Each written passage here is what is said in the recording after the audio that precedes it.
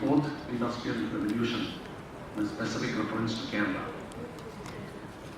He also told me very clearly that to keep his profile as brief as possible, which I shall try to do so.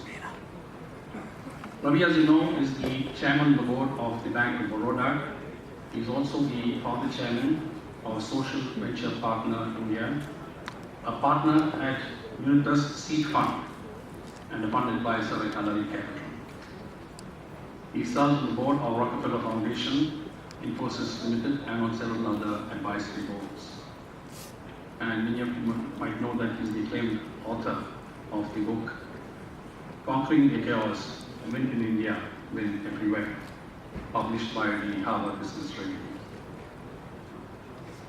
Ravi, as the chairman of Microsoft India from 2004 to 2011, helped with India into the largest geography for Microsoft worldwide outside of the US, and also the fastest growing market for the Microsoft in the world.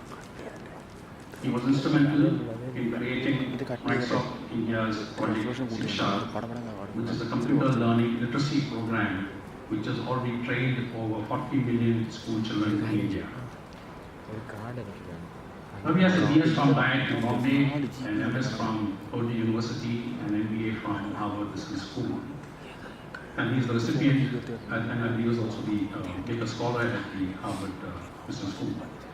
He is the recipient of the IIT Bombay Distinguished Illuminous Award, and from Purdue University's Distinguished Engineering Illuminous Award.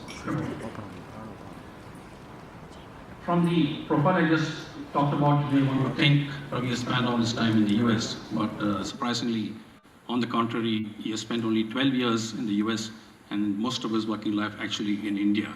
So he knows this country extremely well, and it would be very interesting to hear from him his take on the fourth industrial revolution, with relevance not only to India, but with specific reference to Kerala.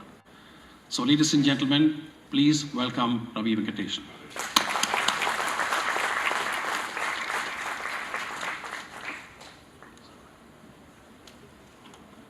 Thank you, sir, for that very generous introduction. I hope I can live up to that.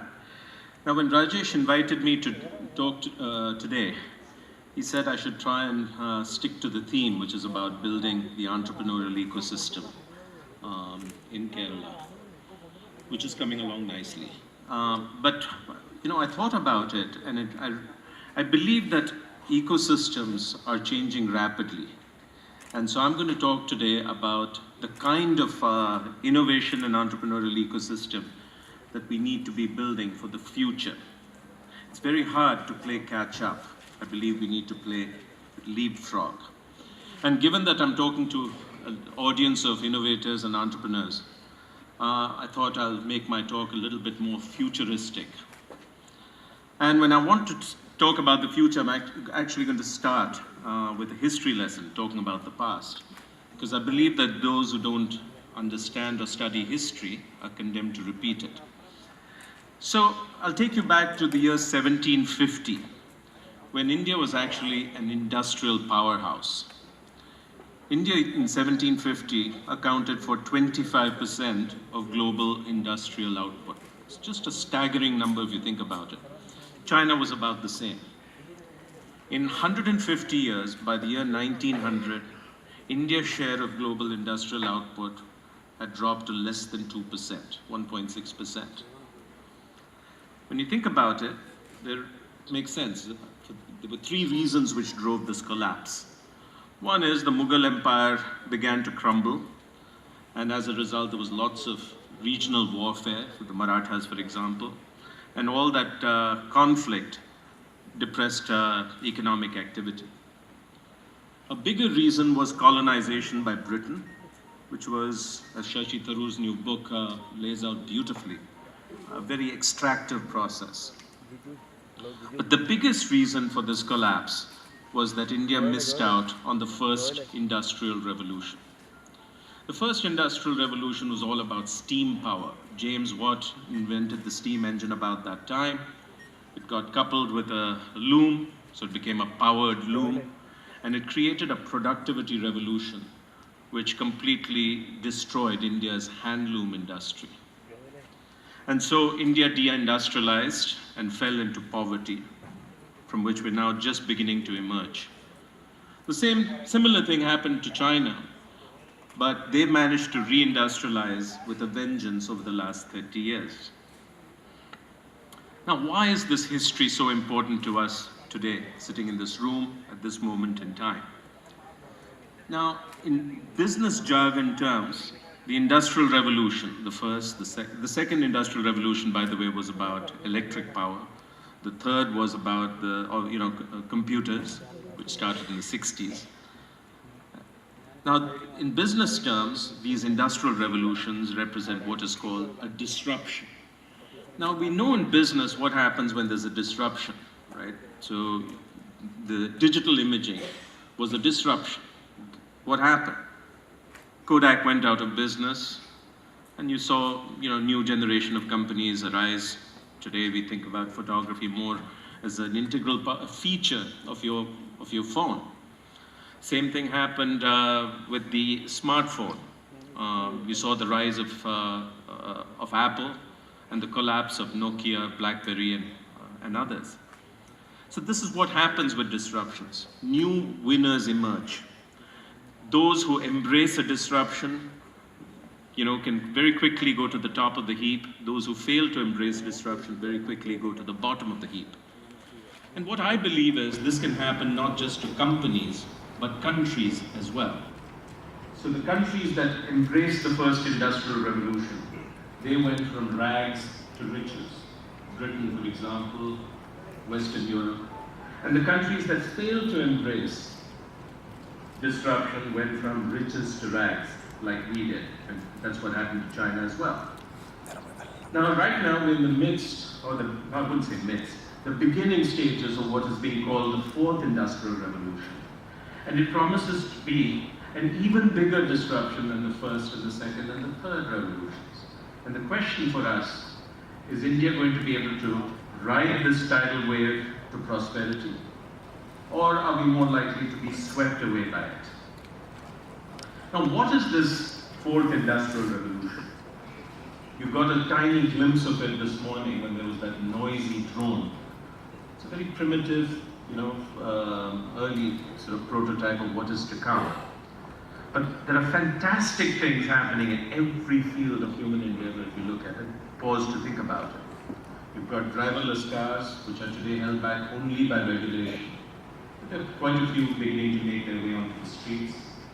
We've got drones, which are becoming increasingly autonomous.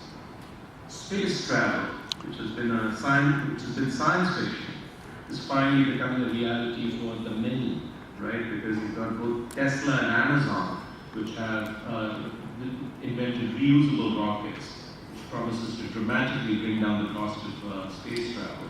And in our lifetime, or at least the lifetime of most of you in the room, we will see a colony on the moon, and we will probably see humankind step on Mars. You're beginning to see gene editing.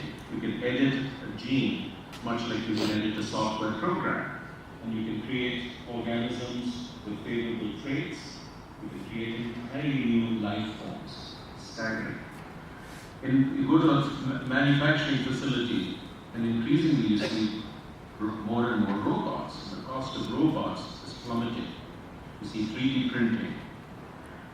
And then you know what's happening in the field of computer science, with artificial intelligence really making huge progress, coupled with vision and new human-like interfaces.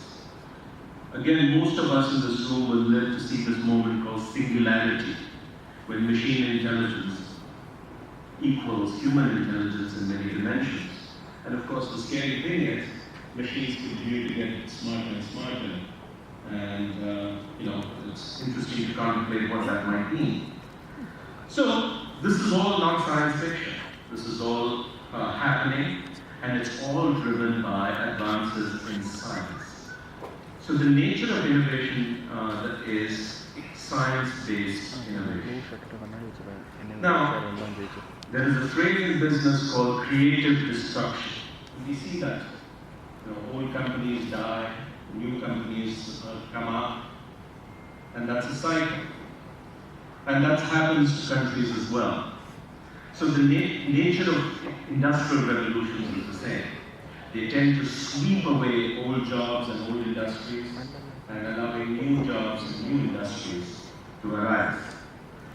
Now, jobs is a very, very important issue, particularly for a country like India. All over the world, jobs is really becoming rapidly the number one economic issue. You look at the US presidential election, jobs was a very large feature of it. But no country has as big a challenge with jobs as India does, both because of our size and also because of our youthful population. And as you know, the rough numbers are India needs to create 12 million jobs a year just to keep up with its population demographics. And we're creating about 3 million a year. It's a huge gap, and that gap is increasing. Now, the rise of machines, both in factories as well as in offices, I think is going to be a very, very big challenge from the standpoint of jobs. You know, there's a McKinsey study that came out a few months ago which says about half of everybody's job can be automated today.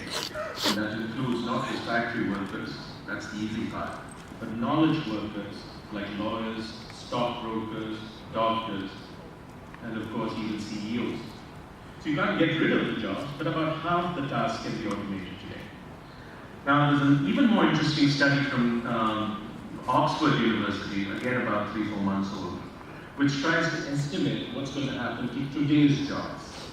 And they estimate that about 47% of all jobs in the US, about 69% of jobs in India, and 77% of all jobs in China will not exist in the next 2.5 decades.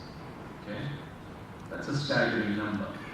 And if you think this is improbable, just think about 2 facts.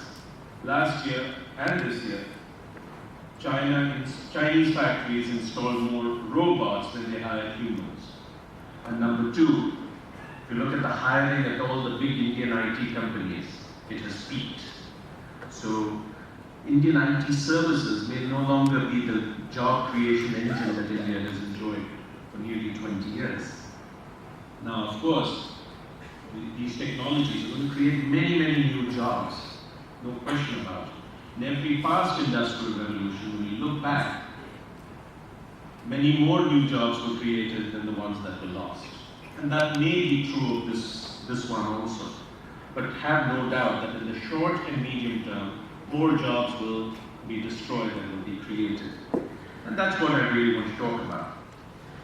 Now, the question when you talk about job creation is this: where are the new jobs going to be created? As I stated from those Oxford statistics, job losses are going to happen in every country, in India, in Japan, and the US, and everywhere else. But where are the new jobs going to be created, particularly the well-paying ones?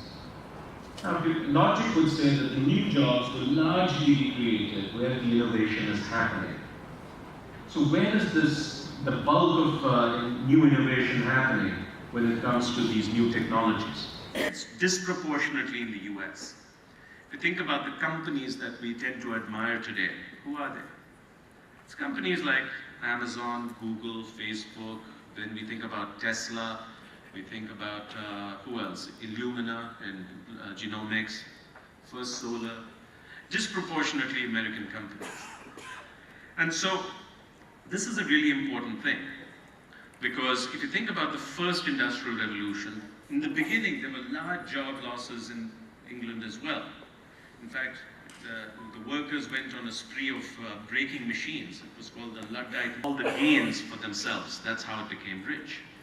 So when you look at new jobs that might be created by these new developments, if there are 10 new jobs created, my own estimate is about 4 or 5 will be created in the US, another 4 will be created in China, a couple in Europe and Japan. And as it stands today, if we don't really make up for lost time, there won't be that much of these new jobs created in India at the high level. And so that poses a very, very interesting set of questions. What is going to happen to India's advance? We've been doing fantastically well since we opened up the economy in 1991. and now we're what is called a low middle income country. But is our growth and development likely to get stuck here? Are we going to become more and more dependent, not on countries, but on companies that are actually driving this innovation? And will we end up with largely low-paying services jobs? They're going to be jobs, but the question is, will they be the sort of well-paying jobs, or will it be the low-end services jobs? Or can we actually ride this huge wave to create an amazing, prosperous future? That's what we have in front of us. Now, sometimes I sit in conversations and somebody in the room will ask, all this entrepreneurship is good, but when are we going to get the next Microsoft, the next Google, the next Amazon from India? Have you heard that question? And it's quite common to sort of wonder about that.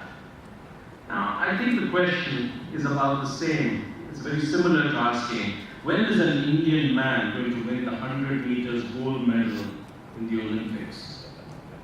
Okay?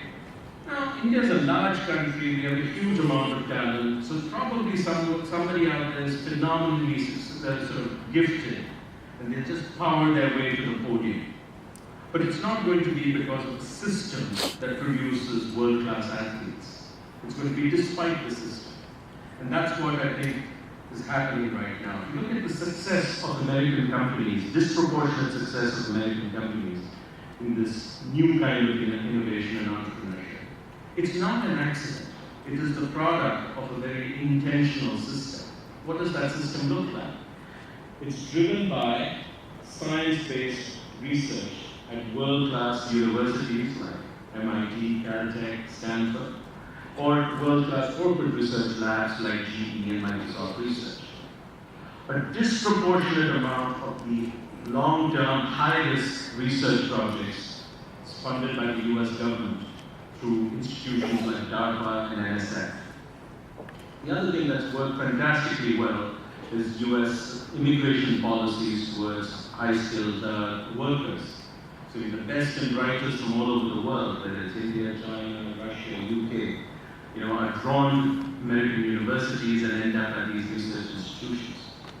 And then you couple this innovation system with venture capital fueled entrepreneurial ecosystem, and you get these world-class companies, in large numbers.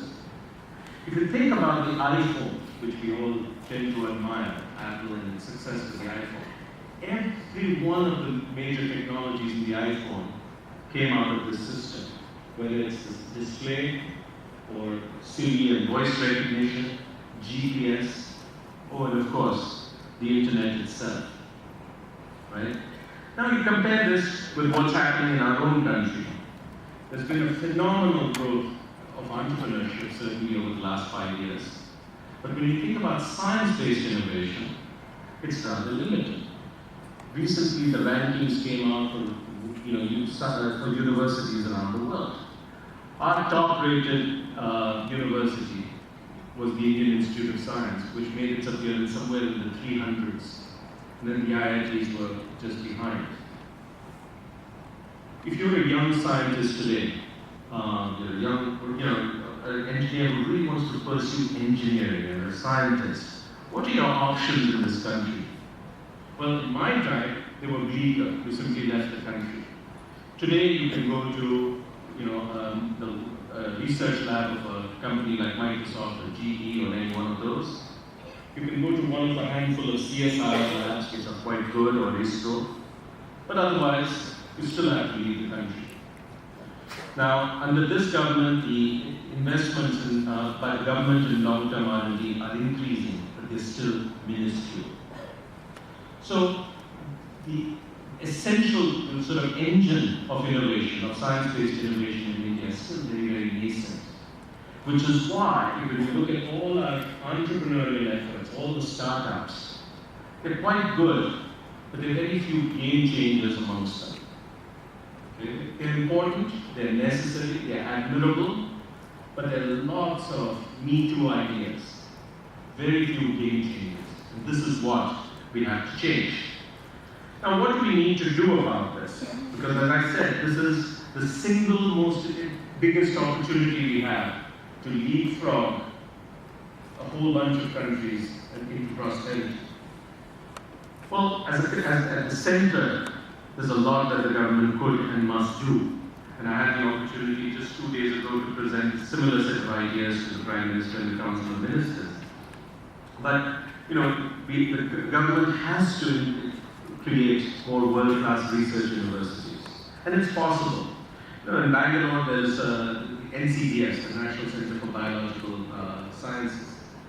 In about 10 years, this has become one of the top centers for research in life sciences. It's just amazing. So it is possible. The government needs to increase its investments in long-term R&D. I think we need more missions like the Apollo space program in the early 60s, which had amazing spin-offs for America. Companies need to invest a lot more in R&D. I just saw some striking statistics. The Indian IT companies, which have been so successful and sitting on so much cash, on average spend less than 2% of revenues on R&D. The same number for American companies like Microsoft or Google or Facebook, or Chinese companies like Tencent and Alibaba, etc., is between 12 and 14%. So our companies really need to amp up on R&D. But then I want to talk about where the real action is in India, which is the States. Over the last decade and a half, India has begun a big process of decentralization. Even as the center had weakened, the states became more powerful. There's been a greater devolution of not just authority, but also revenues to the states. And our states are bigger than most countries. Take Kerala, for instance. If Kerala were in Europe, our GDP would be about the size of either Denmark or Belgium. And from a population perspective, Kerala would be bigger than all but 5 countries. Okay? So this is a country. And therefore, if we start thinking about what could we do, there is a great deal that is possible. So what would I advise? I'm looking at you, Ms. Kennedy, because I think there's a lot that we can and must do here. One is assemble an advisory council of really world-class researchers and people who understand how to build significant scale businesses. Number 2, there needs to be in the next decade at least one world-class science university in Kerala. And that's possible, and I've given the example of NCBS, but it's difficult. But without science-based, foundational science, it's very hard to compete in the kind of innovation that is coming down the pipe. So these would be at least 2 things. A third thing would be to figure out at least 2 or 3 areas where you want to be a leader. One of them would be obviously healthcare, where Kerala and nurses and doctors from Kerala are well recognized not just in India, all over the world. Recently I was talking to the retired Chief Technology Officer of Microsoft, Craig Mundy, who's been working with the Cleveland Clinic in the US. And he gave me demos, and by the way, you can go to YouTube and just Google Cleveland Clinic and HoloLens and see these demos. In order to deal with the shortage of doctors, they've created a completely online curriculum for the MBBS. I said, Craig, how do you do things like dissections, right? How do you teach anatomy online? Well, he says, very simple. We use virtual reality glasses, HoloLens, and it's way better than having to cut some, stiff body. And when you go to YouTube and look at it, you'll be blown away at what is possible. So I think we need to recalibrate, reimagine what is possible today. I think Kerala has fantastic advantages. First of all, for quite some time we've had a 100% literacy rate. You don't have the same inequalities and challenges that some of the other states have. So you've got a foundation. The second is you're God's own country.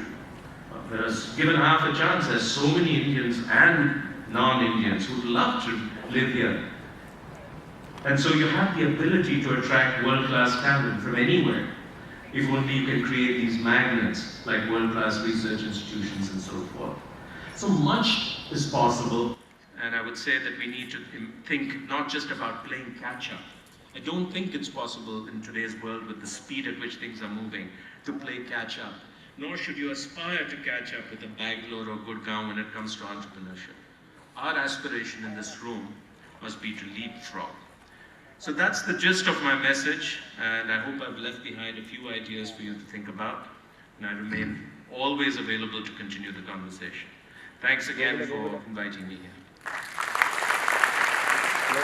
Thank you very much, sir.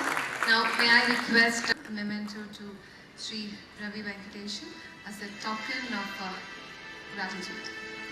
Thank you very much, sir. Thank you very much, sir, for your inspiring address. Thank you very much.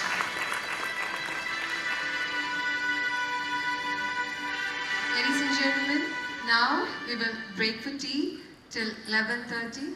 We will have a tea break. I would like to thank Ravi for the wonderful keynote, and I wish you well. God bless you. Thank you.